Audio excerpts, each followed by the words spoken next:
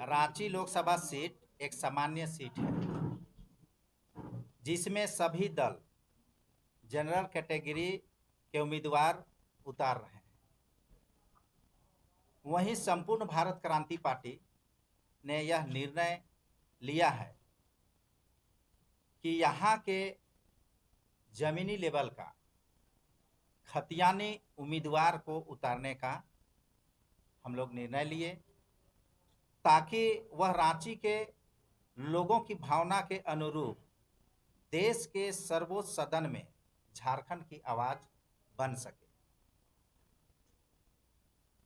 उसमें परवीन कच्छप जो हमारे प्रत्याशी हैं, छात्र जीवन से ही विभिन्न आंदोलन से जुड़े हुए हैं,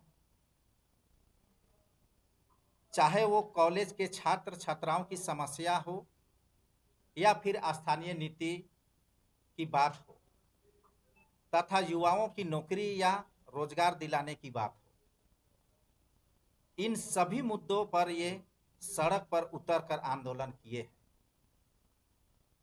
अब वह सड़क के आंदोलन को सदन तक ले जाने की तैयारी में है। यहाँ के स्थानीय जन मुद्दों को भी परवीन कच्छप ने बहुत ही नजदीकी से जाना है, समझा है।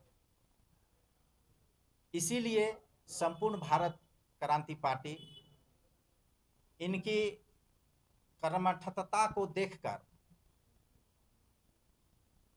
प्रत्याशी के रूप में रांची लोकसभा में उतारने का निर्णय लिया है।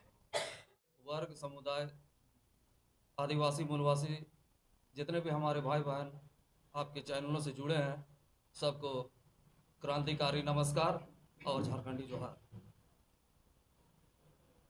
संपूर्ण भारत क्रांति पार्टी युवाओं द्वारा युवाओं के लिए बनी पार्टी है और झारखंड के संदर्भ में स्थानीय नीति को उस तरह से परिभाषित करेगी जिसमें सभी वर्ग विशेष को ना किसी को हानि होगी, ना किसी को ठेस पहुंचेगी। जल जंगल जमीन के तमाम वैसे मुद्दे, उनका समस्याओं का समाधान ग्राम स्तर पे होगा और संसद में ओबीसी के 27% जो भी आरक्षण का मामला है वो पुरजोर तरीके से मैं संसद में उठाऊंगा और उनको न्याय दिलाऊंगा। और संपूर्ण भारत क्रांति पार्टी का मुख्य उद्देश्य ही है युवाओं और महिलाओं को रोजगार देना, ताकि उसके साथ साथ थर्ड जेंडर, दलित, पिछड़े, आदिवासी, गरीब लोगों को हक दिलाने का काम करेगी। झारखंड में नव झारखंड के विकास की बात को करती है। उसके लिए शिक्षा में, स्वास्थ्य में और मूलभूत सुविधाओं को हमने उसको विकास के काम को आगे तक लेके जाएंगे ताकि यहाँ से राज्य से पलायन ना हो। और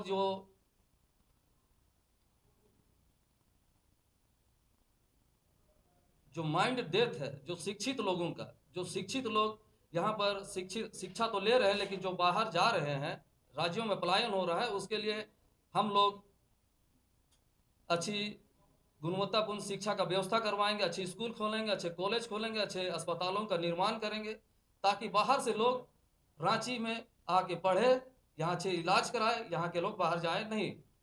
और यहाँ के जितने भी आदिवासी मूलवासी के तमाम वैसे मुद्दों को आज तक राष्ट्रीय पार्टियों ने, चाहे यहाँ के क्षेत्रीय पार्टियों ने भटकाने का, धूल मूल रीति रवैया का, उसको बहलाने फुसलाने का काम किया है यहाँ की जनताओं के लिए।